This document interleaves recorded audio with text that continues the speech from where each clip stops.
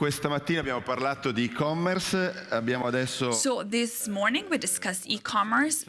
We have somebody here, Francesco Giontella, who is the general manager of Bernabei, and then we have Nardi-Dei, credo.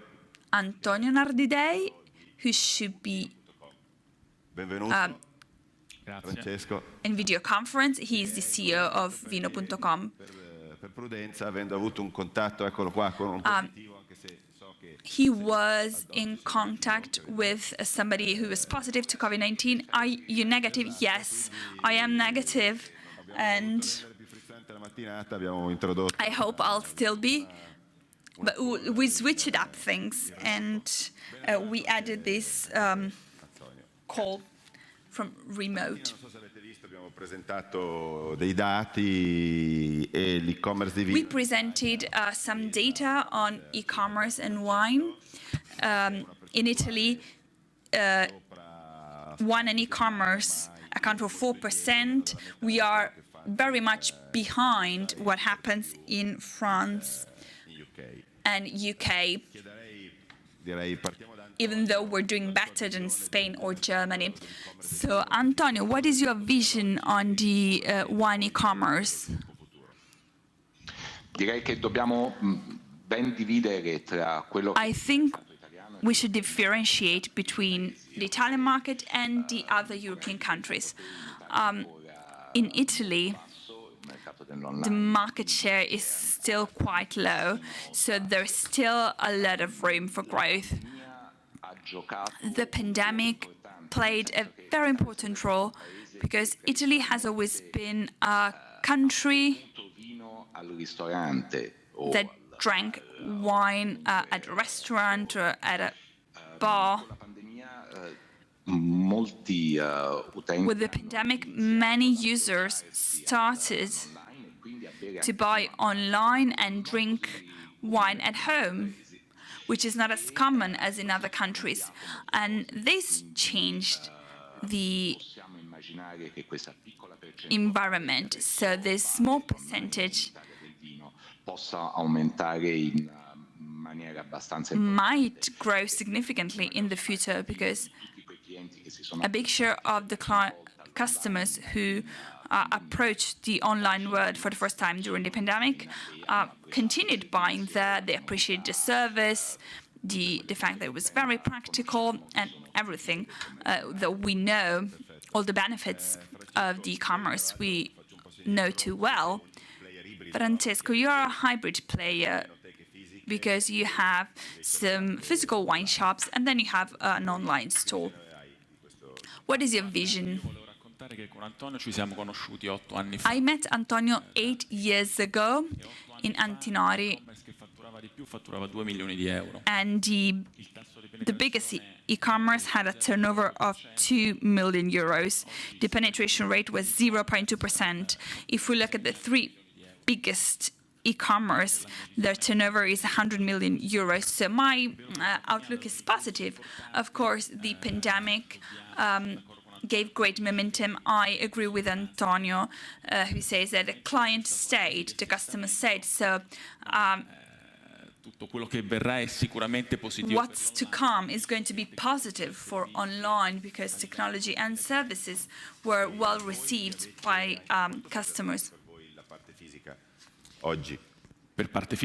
How important are stores, brick-and-mortar stores for you? We are a hybrid company, as you said, because when I arrived, the core business was distribution. Bernabei is a distributor for HoReCa, and we have stores. Online and e-commerce helped push people in stores. We have two directly managed stores and 10 franchise store. Well covered, it's gone and the market settled.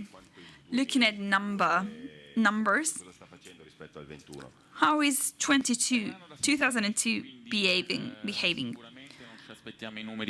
Well, we don't expect to see the growth we had in 2020 and 2021. It was 32 million for 2021. We didn't expect to grow in 2021. 2022 is a challenging time because we went back to our normal life. But I focus on the 3-4% penetration rate that is still quite low compared to other European countries and to the fact that Gen Z will buy, and Gen Z is really used to the online world and social media. Antonio, can you hear me? I couldn't see you, so I didn't know whether you were there. What about 2022 for you? Are you aligned? Are you behind? Well, the results for us are aligned with those of 2021, and I agree, it is a period of settling. In 2021, we invested on our growth, and in 2022, we are harvesting, what we created. So I think we will close around the same figures of 2021.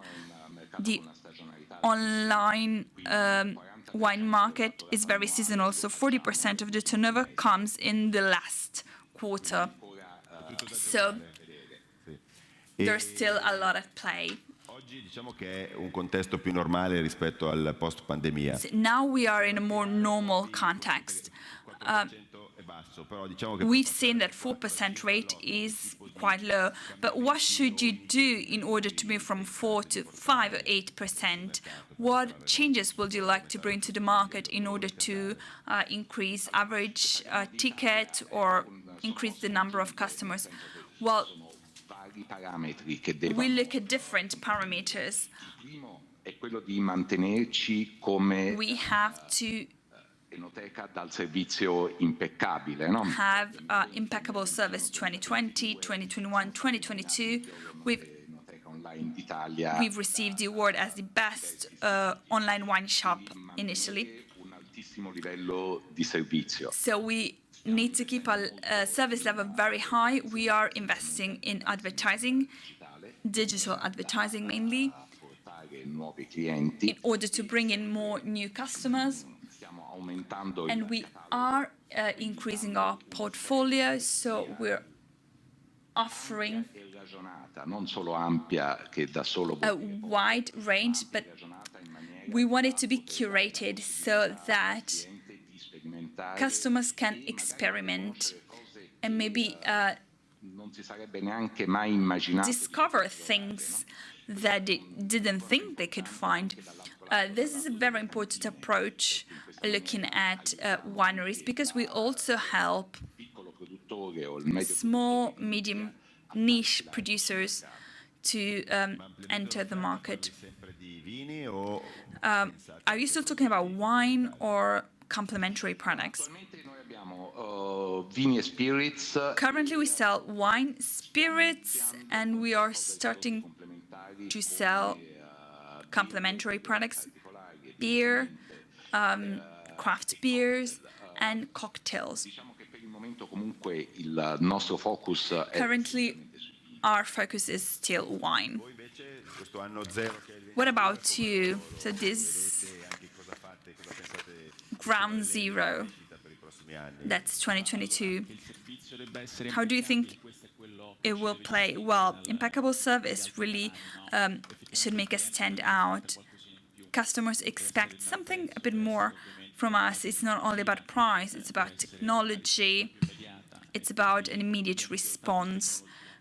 So we invested in technology. We offer same-day delivery in Milan, Rome, Bologna, and Turin. We implemented on our app the ability to track the rider, which is something that's unheard of in the world of wine and beverage. So we decided to give this possibility. That's in the 4 cities. Yes, of course.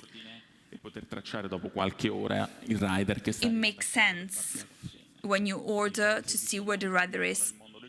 We've seen this in the world of food, and we decided to implement this on our app, since our delivery service is very quick.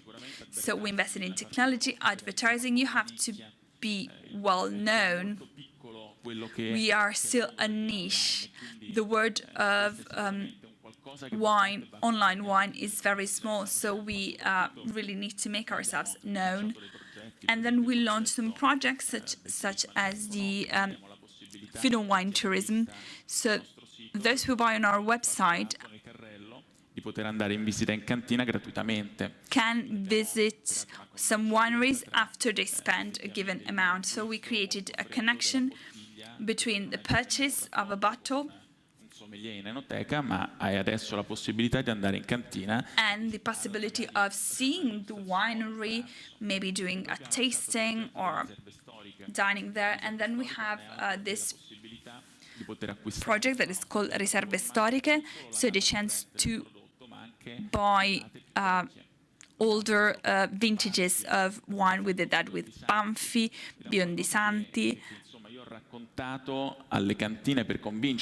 I had to convince the wineries, because at first I was told, well, do you want to sell them on discount? We don't have many bottles, and they have a very strong image value. I told them, give me a price and I'll increase that, because I want that to be a point of reference for purchasers. So these initiatives made us stand out online. So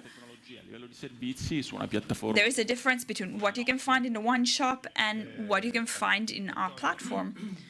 Antonio, considering the data we've seen today, we know that e-commerce has a low redditivity, especially for wine. What should happen on the market for redditivity to increase? Well, I'm talking on behalf of Vino.com. I don't know if the same applies to other realities.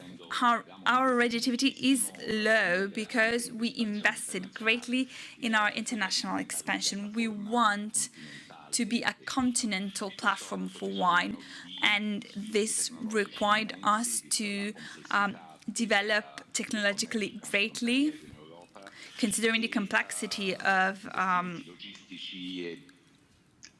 ovviamente anche di advertising. International market. We had to invest in logistics and in advertising in other countries.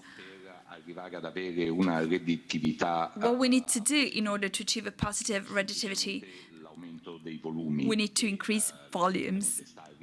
It is picking up slowly, as you can see from our data.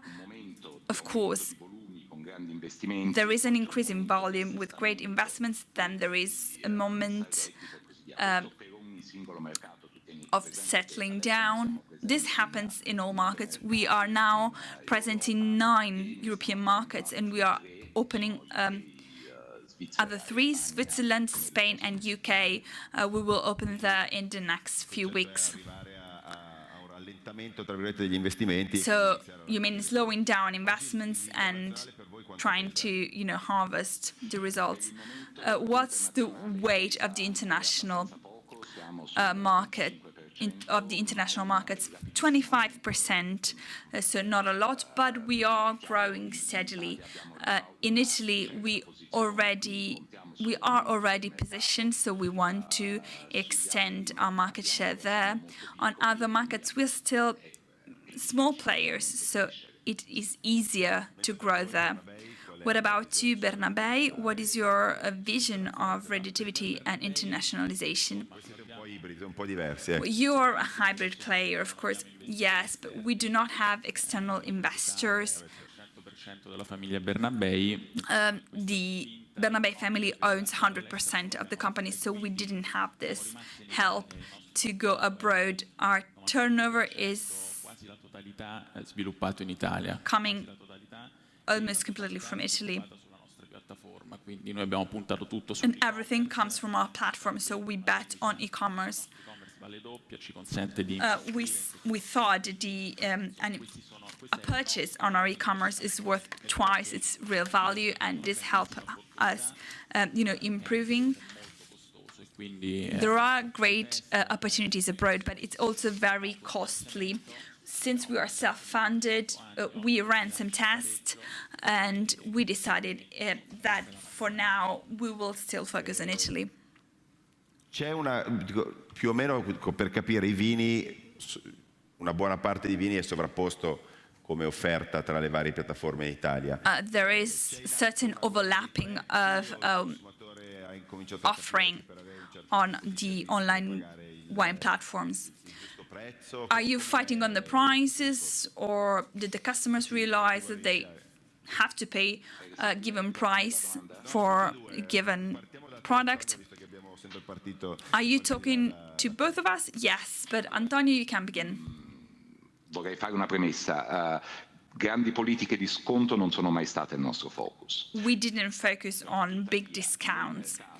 However, 2018 on the market from 2015 to 2018, una guerra di prezzi. there was a war on prices, because Io vedo in maniera molto negativa a price war, pardon, and I see this in a negative way, because nobody wins politiche eccessive neanche al consumo. when there is an excessive discount. There are no advantages for brands selling on our platforms. There are not even big benefits for customers. Over the past 2 years, we reached a truce, I would say, Praticamente tutti gli because operatori hanno almost all operators realized that price was not what mattered. The main thing is to create relationship based on trust, is to present new products and to offer an impeccable service. Francesco, sei d'accordo che non Francesco, do you agree? So there is not lo dice la a margine. price war. Well, it is still there, and we can see that looking at the margin of online players. I see the margins of Horeca and the margins we have in our brick-and-mortar stores. Per i punti vendita. And there is a bigger margin for Horeca and brick-and-mortar stores. It is counterintuitive for us to have the Horeca customers paying more than the private customers. It is a big challenge we've been facing over the years.